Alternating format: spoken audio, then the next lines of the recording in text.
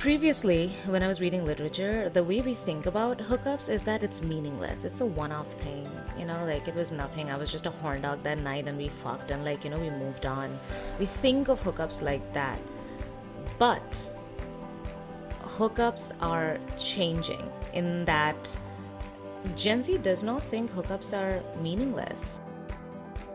Welcome to The X-Files, a podcast about breakups, broken hearts, and moving on. I'm Claire. And I'm Janice. We are breakup coaches, here to help you beat your breakup, Heal your broken heart, and move on to an amazing, abundant life. Hello and welcome to this week's episode. We're so excited to share an interview with you guys. Yeah, it's been a while. Yeah, It's been a while since we've interviewed anyone, and who better to start with restart with than Aditi. Yeah, let's talk about sex. I think we came in strong with our first guest interview in a while with this topic and this guest. Yeah, so Aditi Paul, PhD, is a dating and relationships researcher and professor based in New York City. We love New York. She uses her dual background in technology and relationship science to examine how dating apps are transforming people's personal and sex lives. Her research on online dating has been published in top academic journals and has been widely cited in leading media outlets including NBC News, Newsweek, Cosmopolitan, Business Insider, and Psychology Today. Oh, Aditi. Yeah. So we talk a lot about hookup culture, Gen Z hookup culture predominantly. Her recent book, The Current Collegiate Hookup Culture, is all about her research in that area. She knows a lot about how this generation is getting it on. So it was a great conversation.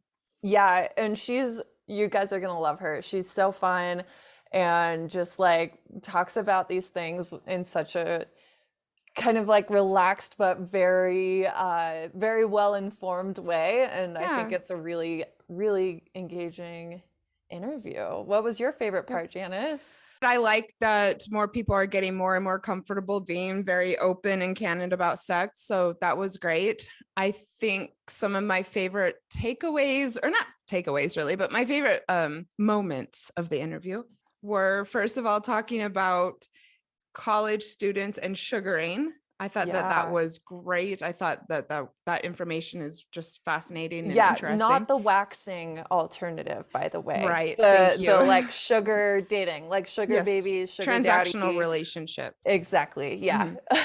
And then what I thought was hilarious is that you and Aditi, you educated me on a part of Mormon culture that I had no idea about, or an alleged part of Mormon culture that I had no idea about before, and that is soaking, which we talk about. And I actually turned around and did a little research on the topic, and thought it was hilarious and kind of sad, and also I've really been humored by lots of the kind of urban myths or urban legends surrounding how non-married Mormon college students conduct themselves, and this is up there with the many rumors that I've heard over the years about how they're getting around some of the purity regulations. Yes.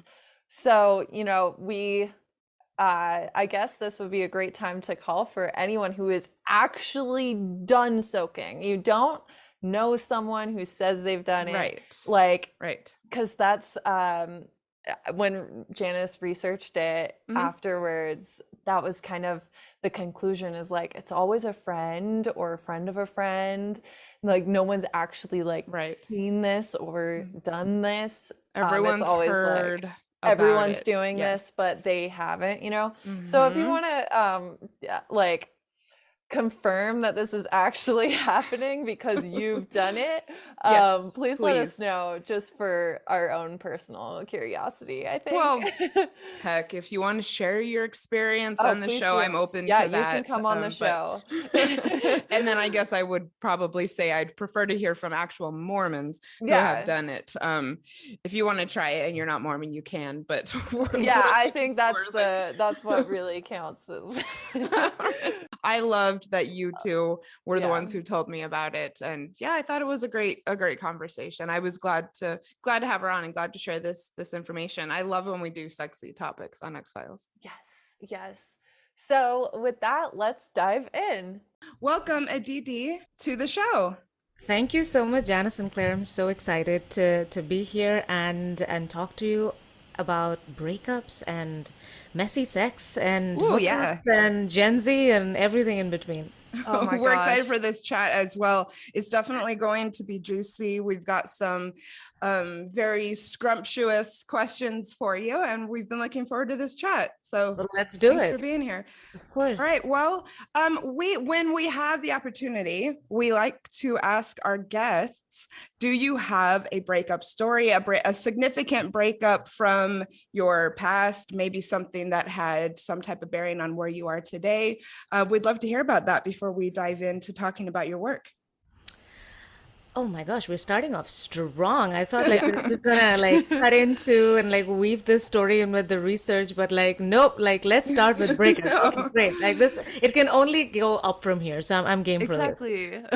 So I can talk about one breakup that happened when I moved to New York City, and this was like way back in 2015, and my pride didn't let me say this before because feminism, the form of feminism that we work with, and this is spoken about in this book called Tomorrow Sex Will Be Good Again, by the way, fantastic read. And the author says, feminism is so confusing because on one hand it wants you to be very confident, like you have to portray yourself as like you're unhurtable. But what do you do when you're hurting? Like, let's give ourselves permission to hurt and then heal.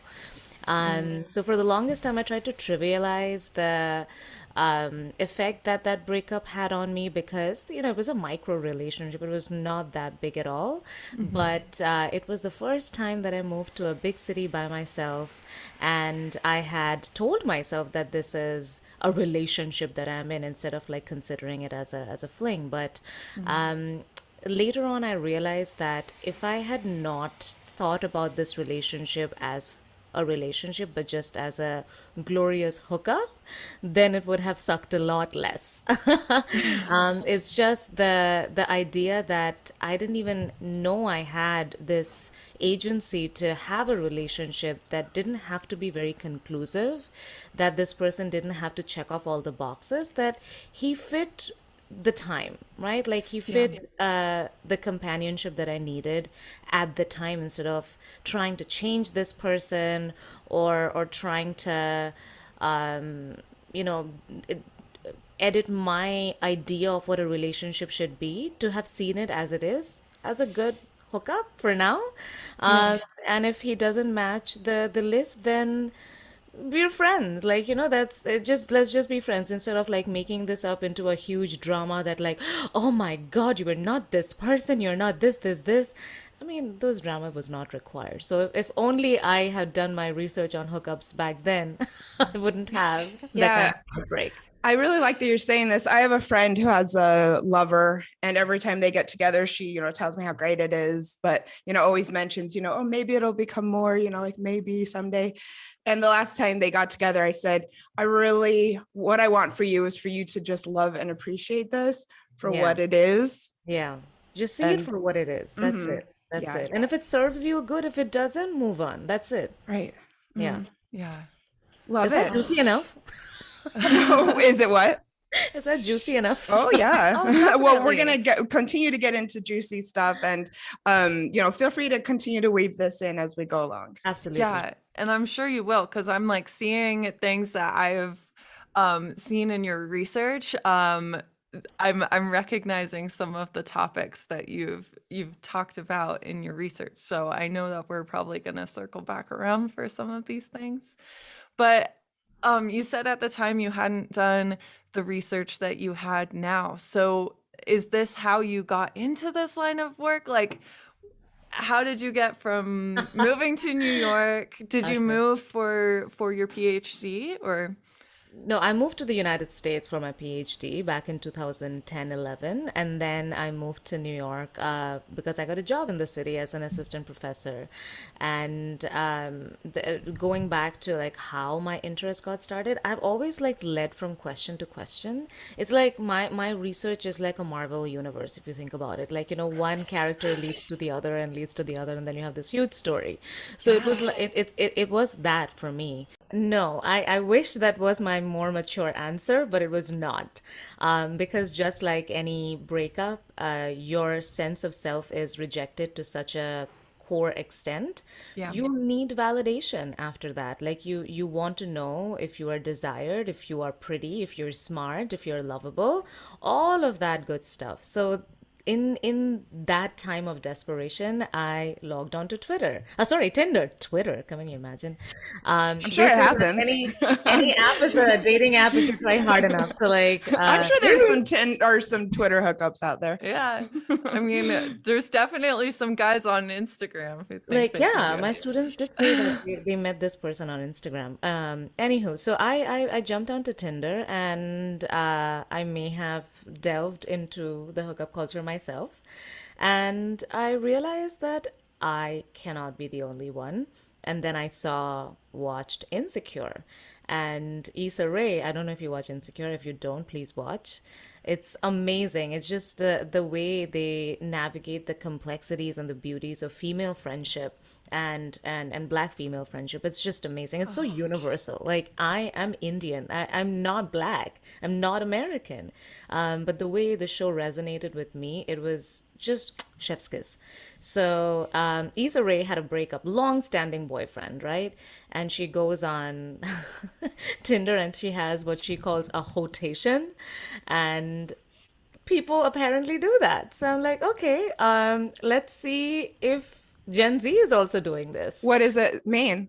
like a hoe vacation. Oh, a hovation. A Oh, gotcha. hotation, Okay. yeah, Oh, a full hocation. rotation, Okay. yeah, I'm Okay. like, I'm just guessing. I think I've yeah. heard I've Gotcha. heard this show talked about before, and it was like some people thought it was controversial because she was very much like out on the town, you know? Like, Yeah, I mean, it's like yeah, you mean embracing your female sexuality, just saying it out loud, even without yeah. exploring it, can be controversy. Like, I mean, we have bigger things to worry about, so let women be women. Let them do their Yeah. rotation, let them do their trampage.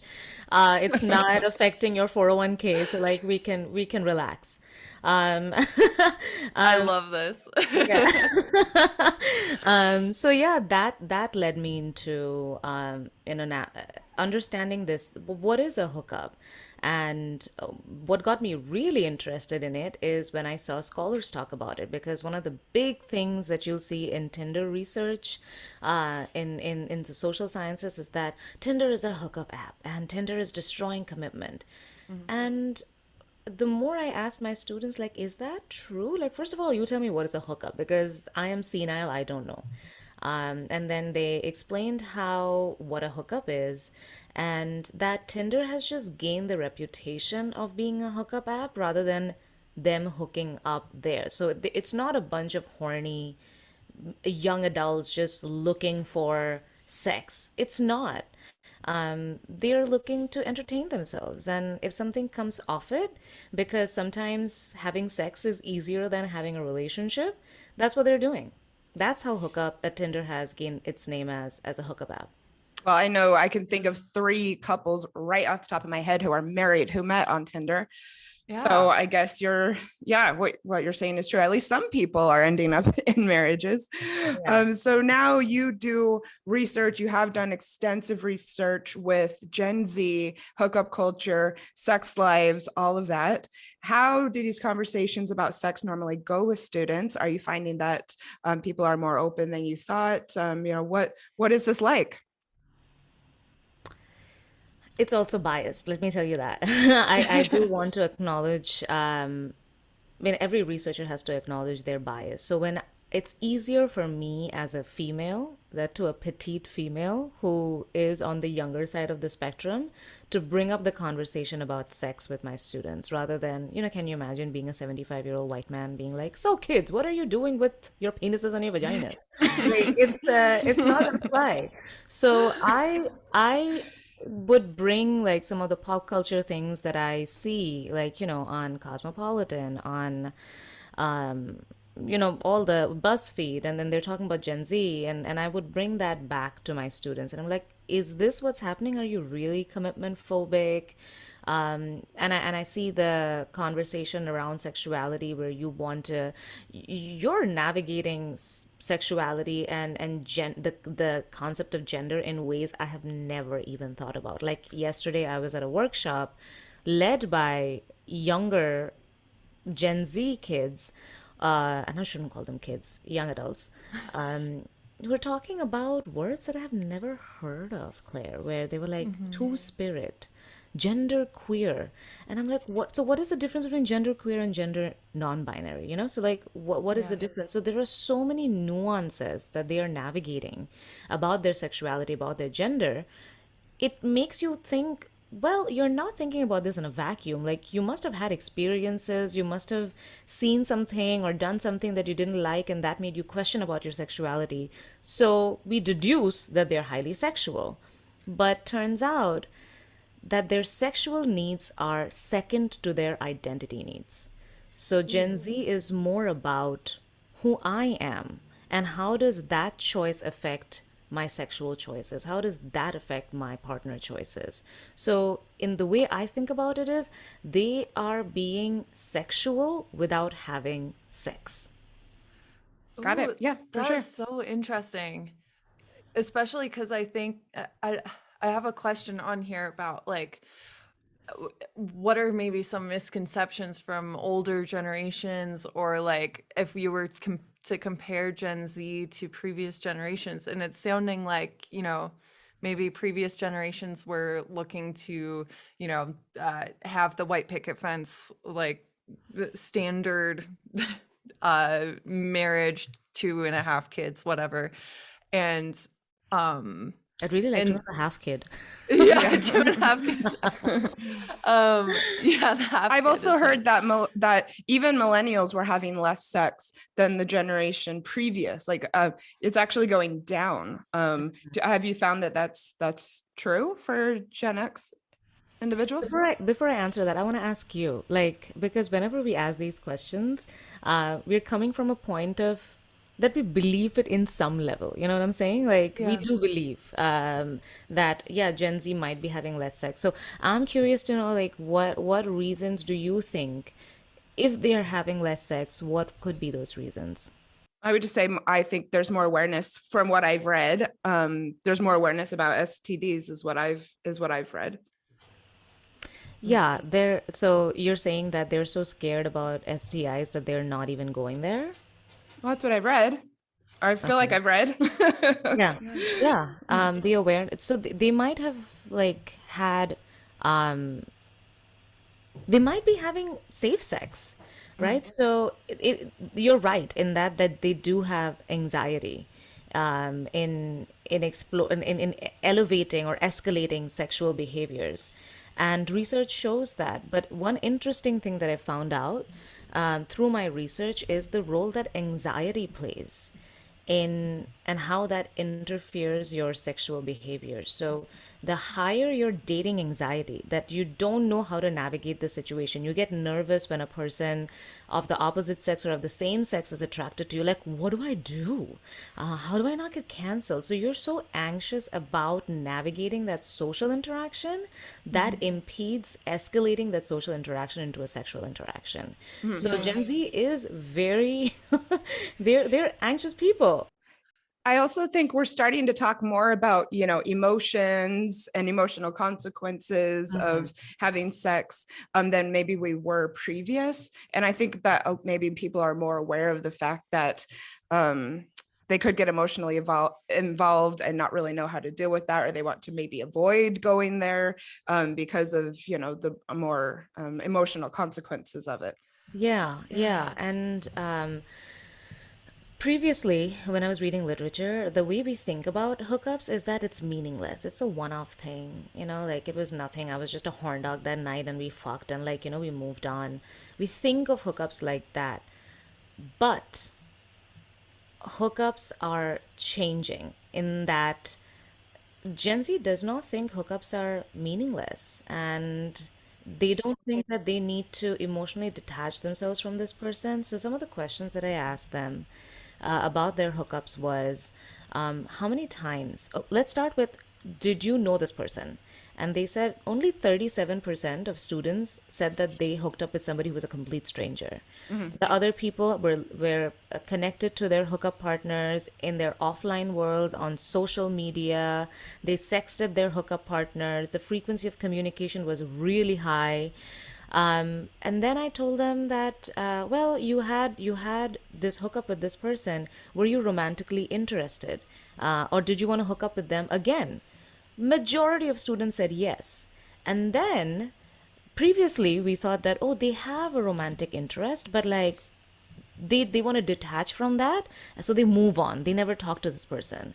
So I asked them again, well, what's your mode of communication with your last hookup partner? 47% still in touch with their hookup partners. Mhm. So they're not ghosting them, they're not being ghosted. it's it's just floating. you Yeah. know it's just is. It's like that Shein clothing that you bought, which looked cute the one time you wore it, but then you don't want to like let go of it, because if you let go of it, you're looking at an empty wardrobe. Like, I'd rather have something than look into this abyss of Got emptiness. it. So, like tying it back to, because I thought it was really empowering what you had said, where Gen Z are starting to make sexual choices and relationship choices based more on identity rather than like this person is here and they're hot and we just did this. Like, do you think people are keeping, um, or like having, I guess, emotional connection with their hookups, but they're not willing to take it to the next level because of that identity piece? They're like, you don't fit into my life plan, even though I like you, I enjoy being around you. That's an interesting question. Yeah, I mean, and like I should say that there are so many things that are changing, that are shifting in Gen Z, but there are so many things that have not. We'll talk about the nots later, but let's talk about like what has been changing in terms of men, and their relationship with emotional intimacy. So I asked a bunch of variables to these, students, like 318 of them, and I think 142 were men. And I crunched up the number because I wanted to know, how did they derive sexual satisfaction from their last hookup? Contrary to what we think, one of the main drivers of male sexual pleasure was emotional intimacy. Can you believe that? Like, men Wow. seem to enjoy their hookups more when they felt closer or intimate with their partners. Also, horn dog nature is there, because the only reason why they regretted the hookup was when they were not sexually attracted to this person. So, in that way, our relationship with um, being emotionally invested in this person, saying that, yo, like, I like you, right? I mean, you're a good person. You're fun to hang out with. I think have warm feelings toward you, and Yeah. that contributes to the quality of your hookup in terms of sexual satisfaction. So like, that's shifting. Now, in terms of what you said, that are they not having that conversation? Do they not want to escalate it? I want to take us back to the fact that as a generation, we've also become very non-confrontational, where we don't want to say what we really want to say, because there's so many social sanctions that we're thinking about, like, is this person going to like reject me? And we're also become very rejection averse, that we're always looking for somebody to double tap on us all the damn time, right? Like, Yeah. it's so, how invalidating is it to let yourself bare in front of somebody when this generation has grown up on validation? Electronic validation, parental validation, scholastic validation.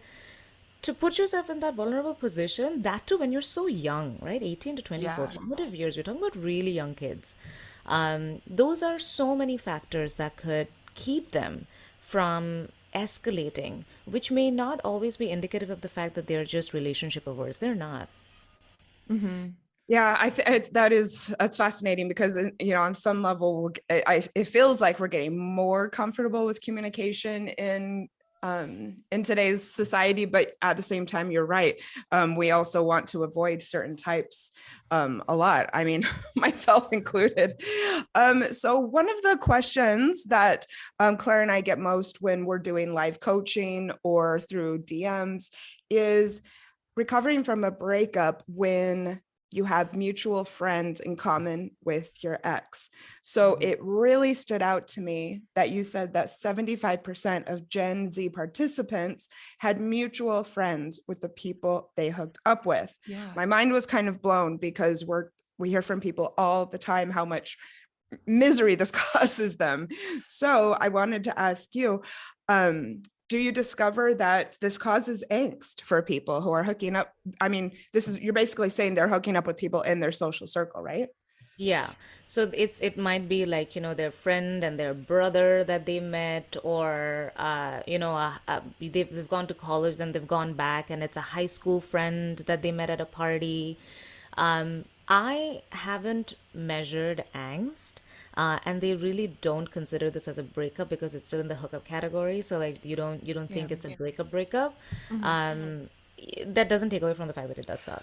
Exactly. Yeah. Like we help people who were never official, and we use Yeah, in those that terms way, X loosely.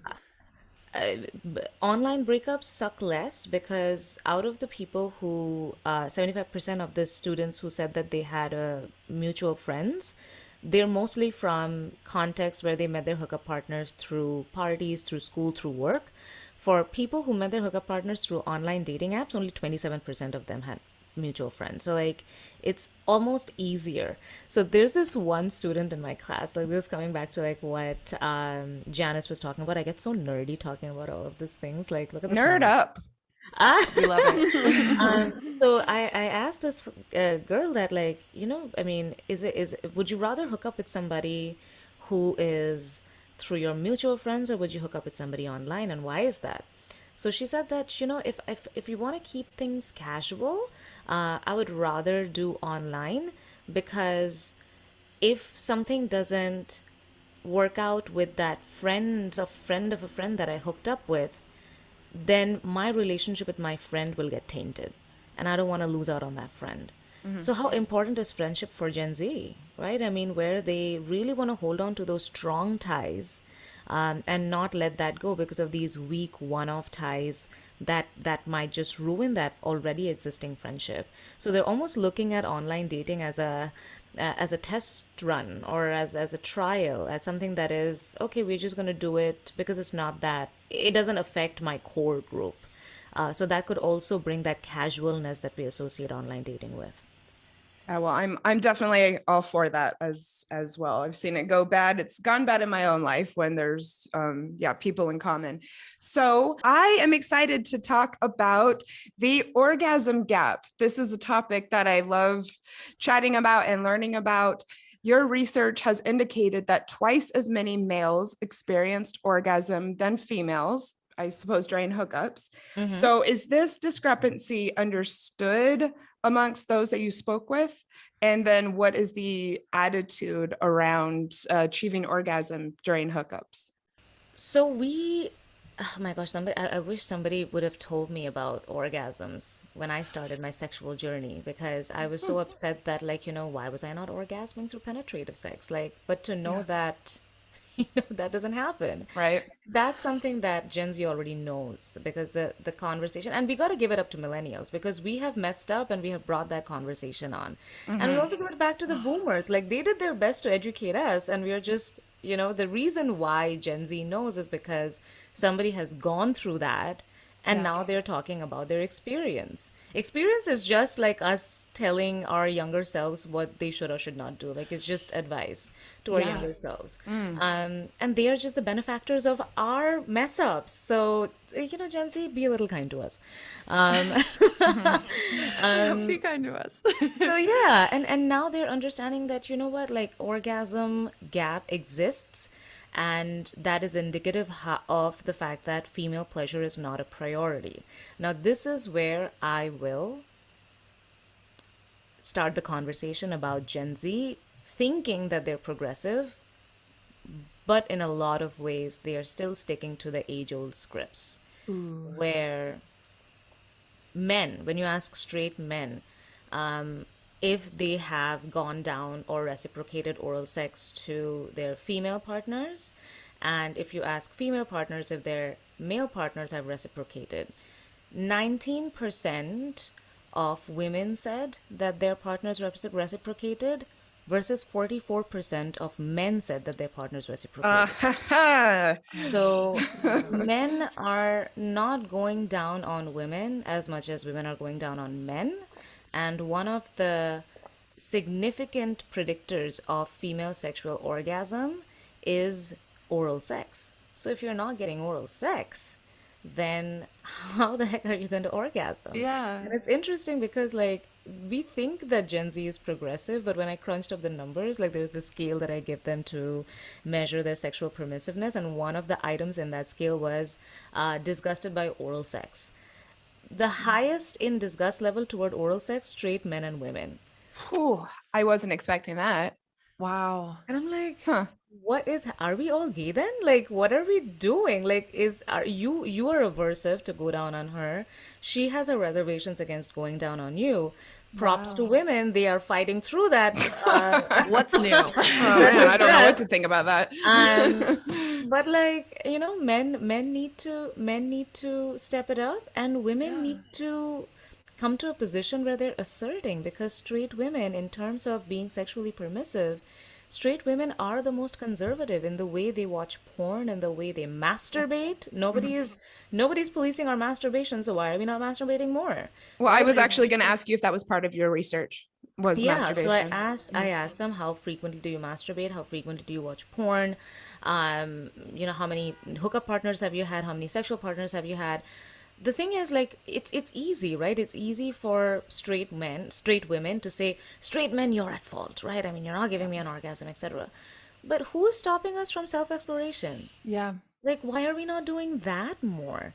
And to not blame ourselves, but to throw it back to society to normalize female sexual exploration, to not see it as like, oh, I'm being sexual. It's self-discovery. Like, let's do it. Because if we don't know ourselves, how are we going to assert what we want? So let's start there. Let's masturbate more. We're Yeah. big fans on this show. Yeah, So. big Yeah. fans. I mean, I am a millennial and like I didn't know how to get myself there until I was 26 because I'd never really tried. Listen, I didn't And even know what there was. yeah, exactly. I was like on like BuzzFeed, like what is an orgasm? How do I know if I've had one? You know, and I think back, I'm like, man, all the boyfriends that I did not train right, like, you know, and now they're off in the world and other women are having to do that work of training Oh my them. gosh. you Yeah. Well, now know? you know. Now Now you know. I know. But you know, this is like I've clearly loved talking about this stuff that's didn't just like happen in the past couple of years.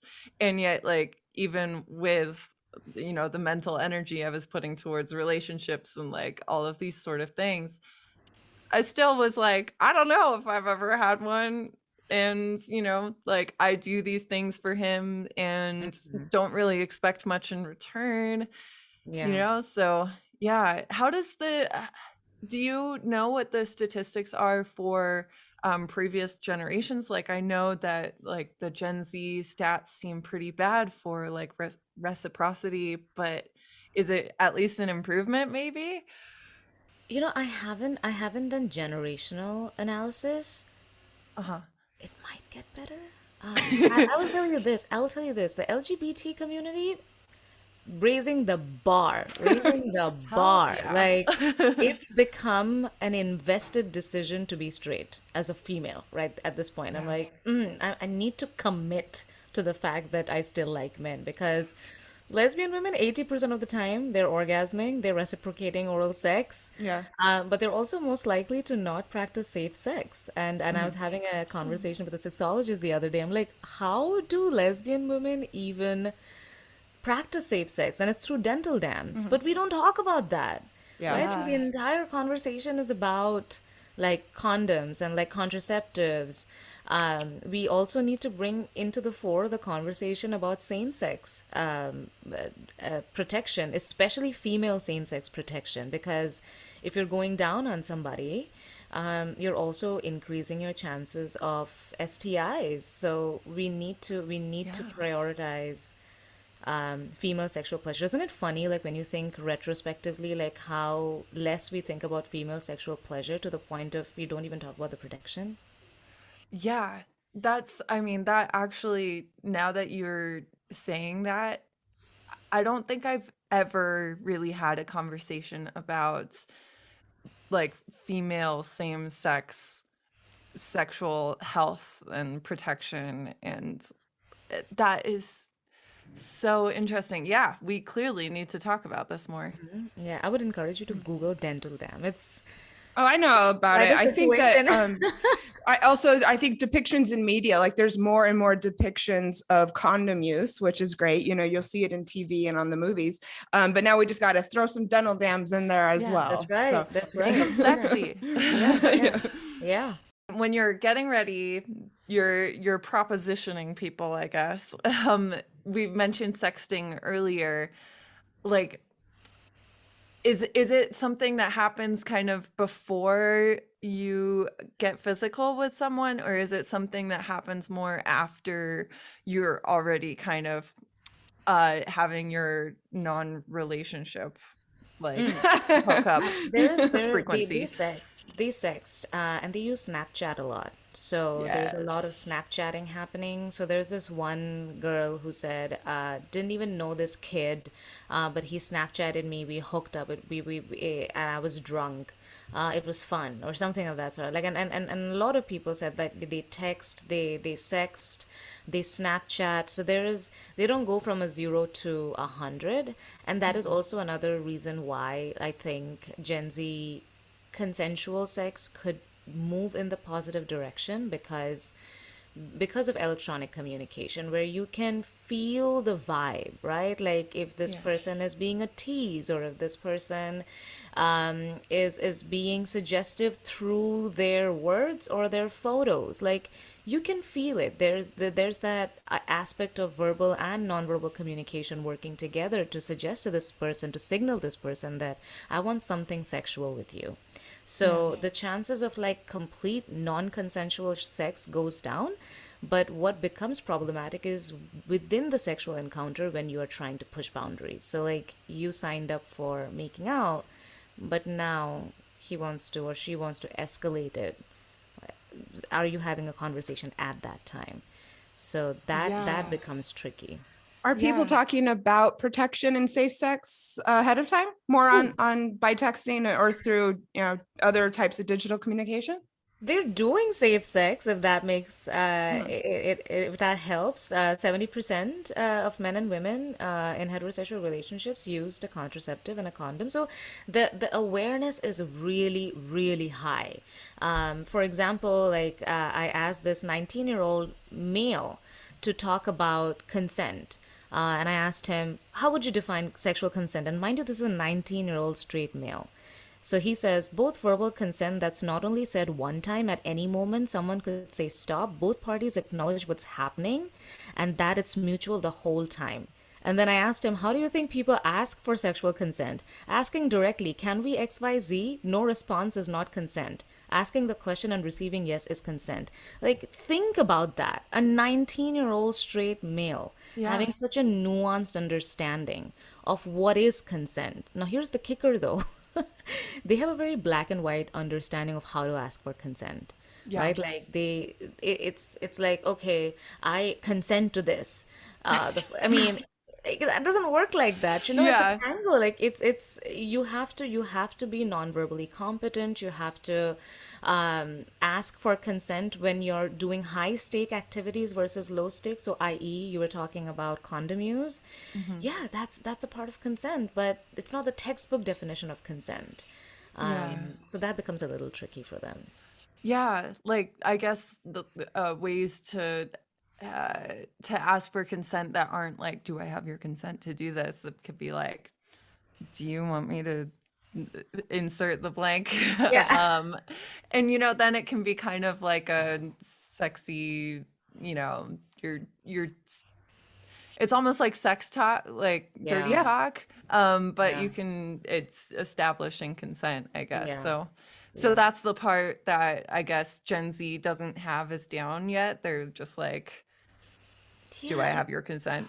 Yeah, yeah. and like as opposed to how to kind of make it part of the foreplay. Yeah. Mhm. Yeah, it's and also like, let's cut them some it's not Gen Z. It's Yeah. 18-year-olds. Like think about our awkwardness at 18. Like it's easier to have sex than talk about sex, right? Like let me just do Mhm. this. And that's one of the things that kids want to get better at. They're like, I want to know how to escalate it because I want to escalate it, not because I just ran out of options, right? Like going through the playbook of like, oh, now we have kissed, now we're gonna neck, now we're going to like, have sex, and like then we are going to have a cigarette like the movies show.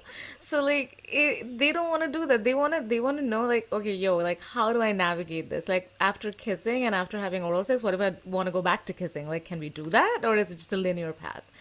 Yeah. So like being comfortable in your body, understanding what the other person needs, what you like, what you don't like, more than ascribing it to generations, it's age. We are so much more Gotcha. comfortable. It was not a millennial thing, it's not a Gen Z thing. It's a age thing. Gotcha. Mhm. Yeah. Thanks for that clarification. It makes so much sense. But yeah, when I was 18, it was It's a hot couldn't talk mess. about anything. Um, I didn't get comfortable asking about condom usage until until well into my 20s, probably even closer to 30s. It's just Yeah. uncomfortable, but yeah, not So anymore. uncomfortable. Yeah. yeah. Yeah. Mm. What do you think people in their 20s need to know about dating, safe sex, the apps? You know what? I really would encourage them to know what they don't want and get Yeah. to a point where they now know what they do want through that act of negation. Because now we have that room. Now we have that space. Now we have that medical safety. We have the social safety to really explore what you don't want. And that can only come through experience. So, and I see this trend among Gen Z where being in a relationship is in vogue, not dissing on relationships at all, but because they're looking for safe spaces and they find a safe space within a person, they make that an entire personality Mm. versus having that self worth or having that centeredness of saying that this person is in my journey. We're going to figure this together. We're going to serve each other's purpose. And if it doesn't work out, it doesn't work out. We just learned a new thing that we don't want or another non negotiable. Instead of like latching on to this person and like making a relationship goals, Insta stories, do that. But like, that's not you know what I'm saying? That's you within that Mm. relationship. So give yourself that room to explore, and in a way which is respectful of that person, but it's also respectful of yourself. And if it fails, it's just another thing that you learned about yourself, which is a non-negotiable. Yes. We're about that. We're cheering for that over here for sure. Yeah, thank you so much. That's great. Part of your research, it has been around apps. What I can tell you is like, they use more Tinder than they do Bumble. So like that's Interesting. Tinder is like still the number one. And a lot more people use apps, and a lot less people say that they met their hookup partner through apps. So even if Hmm. they're on apps, they're not meeting their hookup partners through apps. It's still face to face reigns supreme. Yeah. And that's, I mean, that's what I've heard, especially from my male friends who are predominantly millennials right now. But, they're like, yeah, the apps didn't really work for me. I'm much Yeah, better in person. yeah. Yeah. Is there like a different, have you seen that difference? Because that's something we hear a lot where it's like straight men have no less success on the apps maybe than straight women. I know you did a lot of research for people in same-sex partnerships as Mm-hmm. well, and Yeah. that it's more successful for them. Yeah, they resort to using dating apps. So out of 318 students, 25% said that they use dating apps to find their hookup partners, and within those 25%, 60% were LGBT people, LGBT Okay. individuals. So dating apps are very, very high among LGBT students. And like it makes sense because the online space has always been an LGBT space, right? I mean, you can take it back to the inception of the internet, Hmm. where chat rooms and men having sex with men, they were all there. They've just found out a new area. And it's become safer, it's become easier for gay men and lesbian women and bisexual and everybody on the sexual spectrum, because there are filters that you can use. Yeah, LGBT students do use apps. So there's this one account that I have of a student who said, "Oh, I met this person on Grindr. We were in the neighborhood. Then we decided to hook up. I went home and I grabbed everything, lube, condoms, etc. And then I took an Uber to his place." So Nice. like, it's just I'm here clarity. for it. And like, okay, this is what we're gonna do. And in that way, the LGBT community is really better equipped to navigate this land, because Yeah. their expectations are clearer. It's more normal, and they also don't have that, oh, is online better than offline? Chances are we gotta make shit work online, right? Like, because offline world is slim pickings. Like, it's not working out for us. So like, you gotta make it work. And to that way, like when you talk about like, oh, are online dating apps better? Like, and people are giving up on online dating, it's not going to work the first time. You're probably going to have to delete that app multiple times. You're probably going to have to like make your profile on multiple platforms. You're going to give up, you're going to come back frustrated, you're going to give up again, and then one day it's going to strike gold. That's Yeah. just how life works. Yeah. Oh yeah, we love talking about dating app mindset and how to make it work. And yes, Oh, I love certainly that. that's it. Dating app mindset. Tell me more Yeah, it's about one that. of I our want to favorite know. topics. Oh my gosh, I want to know more. Yeah, I mean, you pretty much summed it up. Like, one of our biggest points on dating app mindset is that you're not going to click with most of the people you meet, and that's a good thing. Hmm. You shouldn't get on there and expect to meet your soulmate in 1 week of Yep. Bumble Premium or People something. think that it makes it easier to meet someone and match with someone because there's so many people there that you're connecting with instantly. And so we have noticed that people get discouraged really early on. And Yeah. so part of the dating app mindset is accepting that it takes time, and it takes meeting lots of people that you won't connect with. And it takes energy and experimentation and effort, and being okay with that is a big part of it. Yeah. Oh, yeah. I mean, I love that. I love that because something that I keep telling my students and like my friends as well, and myself too, that we cannot be examining or assessing the effectiveness of lack thereof of dating apps based on traditional dating rules. Like, it's not gonna happen. It's not gonna happen. Yep. Um, yeah, that's so wonderful. I love that. Thank you for bringing that up. Oh, you're welcome. We love talking about it. And then yeah, as far as traditional dating as opposed to apps, for instance, if you meet someone in real life, your first date will be different than if you meet someone on the app who you don't know. And Yeah. also, setting the bar at just a different expectation as according to how you meet them. But we're not here to talk about our philosophies. We're here to No, no, but talk about your seriously, research.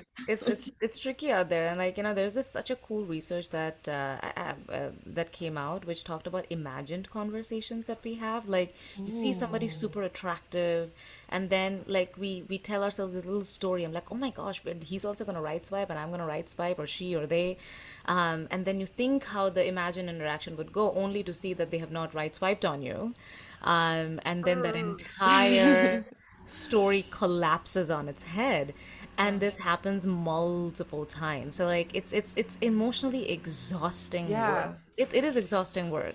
Yeah. And then we haven't even gotten into the place of like ghosting and breadcrumbing. Like that's coming up. So we're going through a minefield to find the one. And it's become much more exhausting, much more challenging to find the one through that, and like sifting through the weed. Yeah. So to give ourselves that grace that what we are experiencing is not an aberration. It's supposed to feel this way. We signed up for this. Yeah. Yeah. The moment that you start saying that it sucks, maybe it's time for you to take yourself out of the pool for a little while. Just take it out. Take it out. Yeah. Yeah, I didn't have any questions planned about breadcrumbing or ghosting, but is there anything interesting you found about those two things? Because I think it's usually like these people are demonized as like, oh, they ghosted me, they're awful. Like, It's is become there another such a side to the topic. story? Yeah. Yeah. Yeah. Oh my gosh. Yeah. It's so exhausting. Like, just to, I mean, give me a hard yes or a hard no. Don't just keep me on a limbo. Like, it's almost like we're keeping people around. I mean, the way I honestly truly think about dating in terms of shopping sometimes, it's like it's fast relationships like fast fashion. Right, like you go to H&M and you can drop a bunch of money and you'll get like 10 clothings, but if you go to a really good store you have to pay big dollar for a good piece of clothing. And we are resorting to the first mentality, right? I'd rather have like 5 10% or 10% than a 100%. And that's where like breadcrumbing comes in. Like, she is my weekday fix, or he is my weekend fix. It's just this usage of people and trivializing of relationships, which it's exhausting, we know, but like it seems to be the only thing that people are doing. And can I tell you something? It's a deep cut. We're lonely human beings. We're just so lonely. When you see these accounts that students say when they're using dating apps, they're like, I was so lonely that night, so I right swiped and this person met. So like we are using people as placeholders for our loneliness. Of course there's gonna be breadcrumbing. Of course there's gonna be like half-assing everywhere. And it's exhausting, it's damaging. It's but we don't know what the option is. Like, is it just abject loneliness or like a little bit of fix tonight? Well, how about getting used to, spending time on your own and being more confident and comfortable with that? Yeah. That's what I, always trying to encourage people to do. Yeah. Yeah. Am I making this conversation very sad? I feel like I'm making this No. conversation extremely sad. No, you're doing great. It's, we sometimes we end up like giggling through an episode and then we're like, oh my God, we were talking about the most depressing topics. I know. And we were Oh my just like, God. ha. Yeah. So But that's the best thing though. Like, Gen Z, I gotta give it up to them. Like, they've made depression in vogue. They have made sadness in vogue. Made being hot messes in vogue. Like, that's why I'm always on TikTok. Yeah. Because nobody's trying to That's be how perfect. most of us are. So yeah. because it's about being authentic, right? Yeah. Totally. 100%. 100%. Though I am interested though to find that a lot of people are using it kind of as a band-aid for loneliness, because That's it's a passion of mine, is helping people to overcome that. So Yeah. Yeah. Janice is the loneliness girl. yeah, the Not being overcoming lonely. loneliness girl. The overcoming loneliness girl. Jen- Janice Your is the journey. lonely girl. Let's like I'll talk about my research later. I want to know about this. I want to know this dating app mentality, and I want to know like what the loneliness fix is. Tell me more about that, I'll send you some episodes. please. Yeah. For sure. One of the things we haven't really talked about on this show before, and that I saw in your research, is sugar dating. Like, could you explain for anyone who maybe doesn't know what that is, but also like how this differs maybe from non-collegiate sugar dating, for people who are doing this kind of as their profession instead of like a part-time thing to get through school? Like, Yeah, I what? was interested Yeah. to see this in your research. Yeah, oh my gosh. I got to know about this research through like a student in my class, and she said that she's the first generation kid. And she was like, she's got that badass bitch energy, Yeah. where a super confident person. And if you go to her Instagram, she's always fronting like a Balenciaga and a Gucci. And then I started reevaluating the choices I made in my life. I'm like, what the heck am I doing as a professor? Like, come on, I want to ball out too. Like, what is this? So, and she was so open about that. She's like, you know what? I am the first generation kid in my family. People are not footing my bill. I need to pay my own expenses. I'm going to do what I can do. And she really used her sexual agency to elevate her standard of living. And I'm here for it. And that's how I got to know about sugar dating. That sugar dating is compensated dating, where you have sugar babies and sugar mamas, and sugar daddies. Previously, it only used to skew towards sugar daddies, but now sugar mamas are getting it on too. Yes. Um, and and a lot of gay college students are sugar babies, um, which is interesting How does that work? because could be that, and then this is just me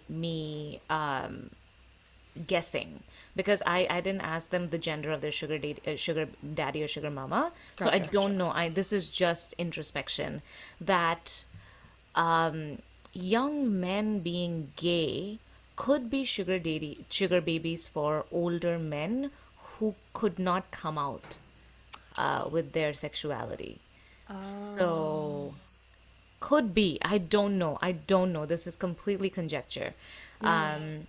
But I did see that a lot of gay men are sugar babies. So what happens when you're a sugar baby or sugar daddy is you have something called an agreement, quote unquote, where you promise to do something for your sugar daddy or sugar mama, and in lieu of that, they give you either money, or they can either give you cash, gifts, take you on vacations, yacht parties, etc. But you are expected to give them something sexual. Doesn't have to be sex, but something sexual. So a picture of your feet, or a picture of your private, something, and also give them a GFE or a BFE. That's what they call it. It's called girlfriend experience or boyfriend experience, where you Oh. live in this mutual sense of ignorance, where like both of you know that this is plastic, but like you pretend that this is for real.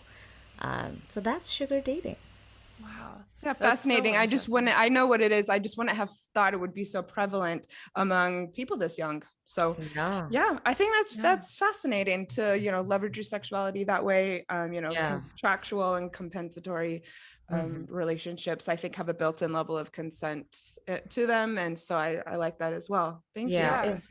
It's also very tricky because like, oh my gosh, like I really do hope that they're safe, like that they are respecting their boundaries, because there's such a power differential Yeah. between the sugar daddy and the sugar baby, because Maybe not finances. though. I reckon the sugar baby's got a certain level of power in the situation. I think they've Yeah. got I Tell think me they've more got the about upper that. hand. Like when you're thinking about power, what are you thinking? I guess who calls the shots? Yeah, Yeah. And yeah. I would But they think can that also actually like, the sugar baby may be the one calling the shots. yeah, yeah, that too. Really? I Mhm. Yeah, mean, it could Yep. be. yeah, like maybe within the relationship, yes, but like if you're comparing like how much power each person has like out in the world, like they're the person in your student who you were talking about in your class who was doing this, like she had needs that she needed to be met, Yeah. and someone else had the ability to meet those needs. But But if they didn't have these needs themselves, they wouldn't be getting into these situations. yeah, I don't Mhm. know. Think Yeah, about it. it's a very, it's a I hope they're being safe. That's all I'm Yeah, gonna say I about hope that. that there's Right. more space to negotiate these types of things Yeah. because it is Right, because it is contractual. sex work, right? Like, I mean, when Yeah. you're thinking about this is online sex work, or I mean, like OnlyFans. It's not like when things are going okay that we need to question it. It's when things are going awry. Like, Yeah. what if you get violated? Do you then have the means to get justice, or will somebody say that, oh, but like you agreed to this, right? Like, and It's then the and same somebody in violated. non-contractual agreements though That's as well. right. Right. So like, in that way, I hope they're using their power to be like, Yeah. I can use this too. So, Yeah. the more we talk about it, the better the awareness gets. So Mhm. I hope this research helps bring this into the fore that kids are doing this, and Mhm. and we need to figure out new rules how to navigate it. In a regular relationship, there is, expectations of needs being met one way or another, especially if you're maybe like more of a conservative, traditional minded person. You're like, you're going to pay for my life. I'm going to have babies. Like, this is the, the exchange. And like sugar dating seems like it's just more of like an explicit agreement to those Transactional. terms. Yeah. Yeah, instead of like, oh, we're gonna say this is Disney princess like falling in love, but there is an exchange happening. Oh yeah. Yeah. Yeah. So are you suggesting that in a way it could be healthier to like have that space for a relationship to be sugaring instead of like trying to give it another name and making it cute and say it as a relationship? Is that what you're saying? Not necessarily for every person. If you are looking to relationships to be a place of financial safety, Hmm. sugaring would be probably a better way to do that Yeah. than marrying And someone for getting love. married. Yes. Like, Uh-huh. Oh you yeah. Oh know, yeah. Oh Agreed. yeah. Oh, and I mean, I like that yeah, people are just being so honest about it. I yeah, think it's a good thing. It is really a yeah. good thing. Mhm. Yeah. So let's talk about religiosity and hookups. I was very interested to find out that you actually said that a person's level of religiosity did not equate to their hookup behavior. I was raised in the Mormon faith, and so I this didn't ring true She's for out now. me. Yeah, oh, I'm out. So it surprised me because I did go to a Mormon college for a year and a half, and I can tell you, people were not having sex. People were not Mm. hooking up They weren't where I soaking. went. What was that? They weren't soaking, maybe. I What's was not this? gonna say that, but like I was like, should I? Like, should I don't. I? I still didn't hear what you said. Oh my God, Janice. They weren't soaking. Soaking. Oh I'm my sorry. God. Okay. We haven't talked Tell me. about this. So soaking it kind of came, I think it became very well known because of TikTok because Well, see, there you go. I don't use yeah, like TikTok. the There. Mormon colleges, they'd say, well, if you don't move, it doesn't count. So you'd have a guy just soaking inside someone, no moving, and you'd even have like a friend maybe jump on the bed so What? that you weren't doing the moving. What are you talking Yeah. about? Yeah. Okay, It's so called penetrative soaking. sex is completely against the rules. I don't know. I don't know what they're saying on TikTok about So this, if but they're not no. if they're not going back and forth, if there's no humping when you Yeah. do it, Why? then that's not sex. It's just like a penis into a vagina. You're not having sex. It's just there. But I this mean, is a great point. That's Like the this is argument. what it is. Yeah. Like what do kids define as sex, right? What do well, what I do do you know that define for as a sex? long time, oral sex and anal sex were things that Mormon students were doing, and not considering That's having right. crossed that line. That's right. But I mean, which is completely different from soaking. I would think that would be crossing the line. But Yeah. what my point is, people weren't doing that much of this at the actual Mormon universities. They might be today, but I would just love you to tell us more about religiosity and hookups and how you discovered this and how you measured this as well. Yeah, so it's tricky because there is mixed research everywhere. Like, I mean, you'll find one research which says if you drink wine, it's going to add years to your life, and then immediately after that, you'll have another research which says if you drink wine, it's going to deduct 2 years of your life. Like, which one do you believe? We believe the one we want to believe, and then we're going to use data to confirm that bias that we have. Same with religion. That is, do we think that, like, religion will increase or decrease your chances of hooking up? One camp of thought says it reduces because you're always proselytizing about, like, just don't have sex, etc. So it reduces your chances. And also, there's something which I didn't know. I learned. I was an international student in an American campus. I didn't know about this thing called ministries, and how students who are college students here, if they are religious, they will spend a lot of time in those ministries.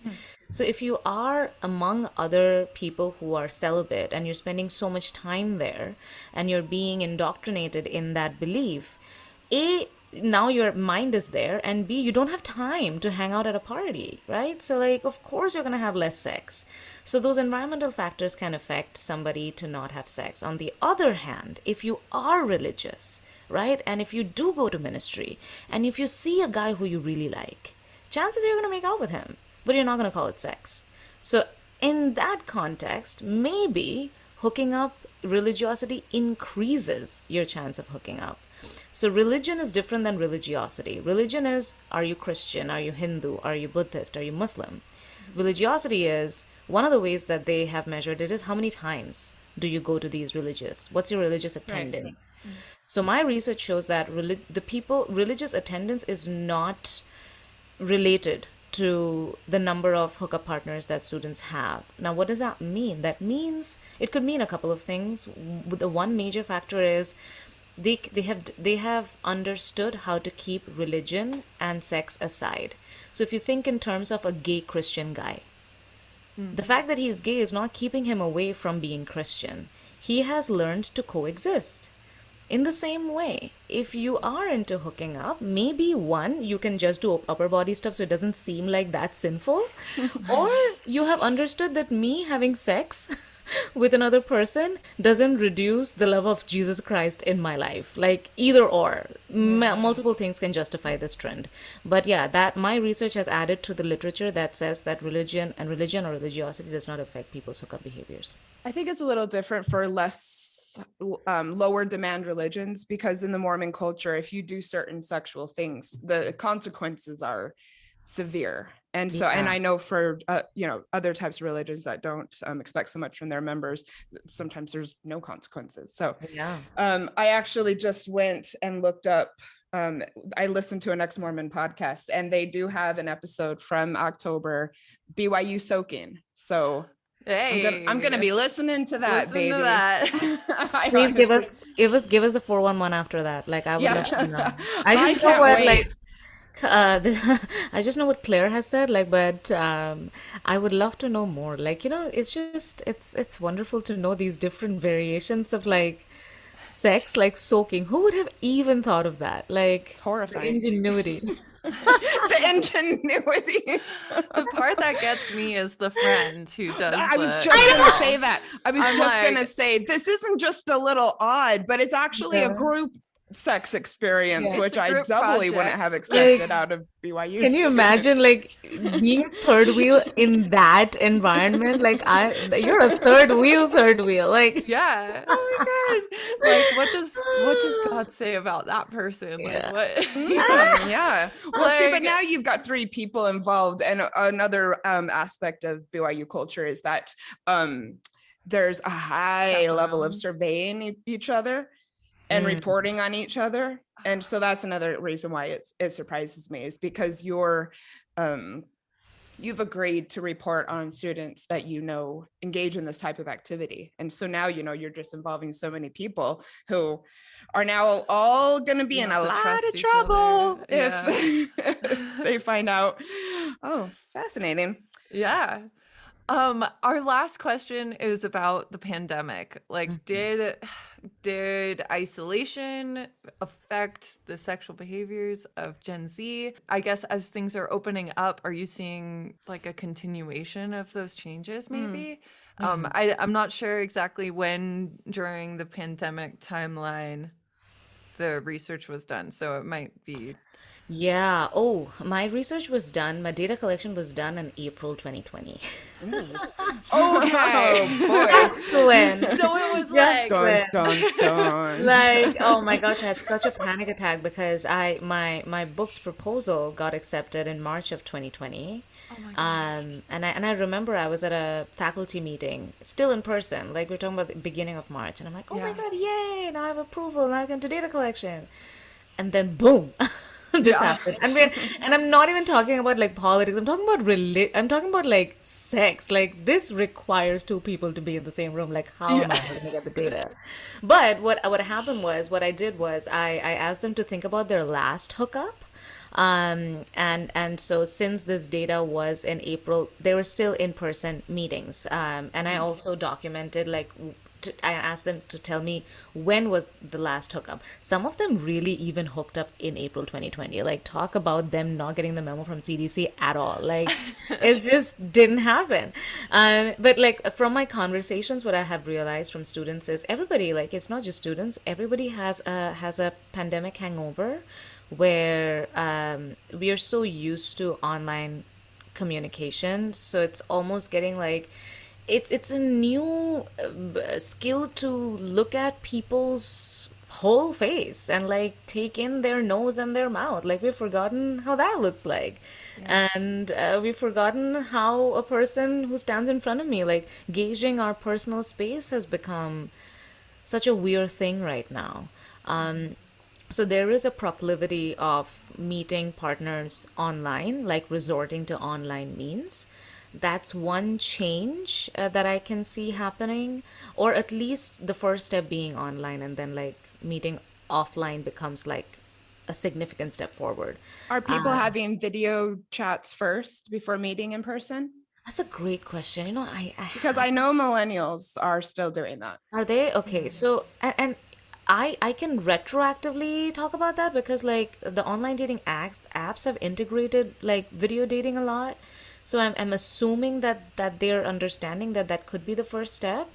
But like I said, like there's online communication happening. Like you're sending each other TikToks, like, silly videos of yourself and Snapchat, doing your own thing, like, on a daily basis.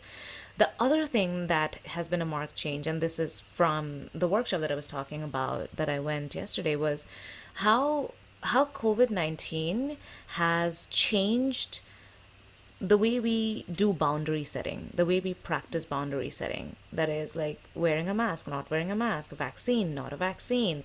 Who am I going to let come into my space and who am I not going to associate? So like those boundaries, the conversation around that has become a lot elevated where hopefully, because we've become so hyper vigilant about what we want, what we don't want, and this can be anti-vax, pro-vax, whatever it is, right? Like we know who we want to partner up with, could lead about condom negotiation, could lead to better conversations about online sexual communication, or that could just be my optimistic self speaking.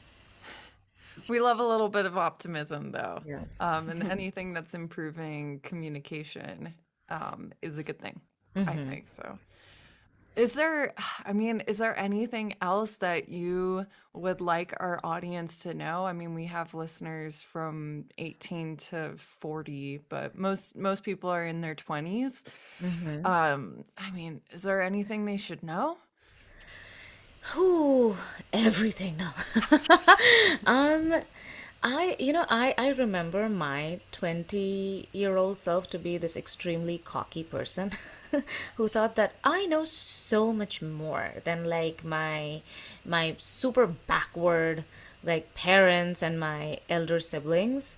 But as I have gotten to be that older sibling, that really old millennial, I would encourage 20-year-olds to practice a life hack in that keep their progressive or whatever their beliefs that they have, but also be very curious about the experiences that previous generations have had and learn from it so that you know what to do so that you don't know what not to do, instead of like shutting everybody off and thinking that Right. we already know what we have to know, you have nothing to teach us, in terms of sex, in terms of how to negotiate, in terms of life, everything.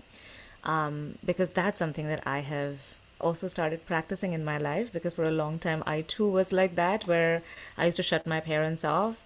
but my dad just turned 75, and I'm like, like what have you realized in your 75 years of living? And he said, you know what, everything works out. And I'm like, that's such an encouraging lesson, because like we get so deep in our own stupidity and like absurdity of everyday life, where whatever we are going through seems like the biggest shit that has happened in our lives. But from a 75-year-old man, or even my mom, to say that things work out in due time, that's like elixir to my soul. Like, I want to know that. So that's what I would tell the 20-year-olds, to have your beliefs, but to also be open and curious. I love Well, that. thank you so much. Thank you for the important research that you're doing. Thank you for coming on the show and sharing. Of course. Yeah. Where would you like to direct people? And can you also give a plug for your very fascinating book? Yes, yeah. So my book's name is The Current Collegiate Hookup Culture. Here's a full disclosure. I'm not going to even pretend. The book is $95. Like, that Oh, is. damn, girl. I know. And you know what? The thing is, I'll tell you a dirty secret about academic publishing. I had no say in the way the price point was done. So the way academic publishing works is they'll jack up the price so that libraries buy it. So what I would encourage you to do is save that money, but go to a library and check that book out. All right, Or if let's your head to the library- library. Love it. If your I am library does actually a not big have- library person. In fact, did you know that it's National Library Week that we are Oh my recording gosh! this? Yay! It So like is. that's one way that you can help me, that like tell your library to buy the book, and then you can check it out. And I do share my research and make it accessible on my socials. So if you can engage in my socials, that would be amazing. My handles are I am Aditi Paul on Instagram. I am Aditi Paul on Twitter. On LinkedIn, if you want to keep it professional, it's Aditi Paul PhD. And if you want to hang with my friends and family and other awkward people on Facebook, it's aditi.paul. We will make sure that everyone knows how to find you and engage with you. And Thank we you. would love to, continue this collaboration. So thank you so much. Keep in Thank you touch. so much for having me. I mean, it was such a pleasure. And please fill me up more on the dating app mentality, and not to forget soaking. Yes. Never Okay. forget to soak. Maybe we'll have to do our own soaking episode. I mean, if it's as hot of a topic as you're saying, I'm going to listen to this, and we'll continue the conversation around this disturbing new trend from Mormondom. Thank you for listening to X-Files, a podcast about breakups, broken hearts, and moving on. If you liked this episode, please help others find us by leaving a review on Apple Podcasts or by following the show on Spotify. And if you'd like to connect more with us and learn about breakup coaching, find us on Instagram at X-Files Podcast.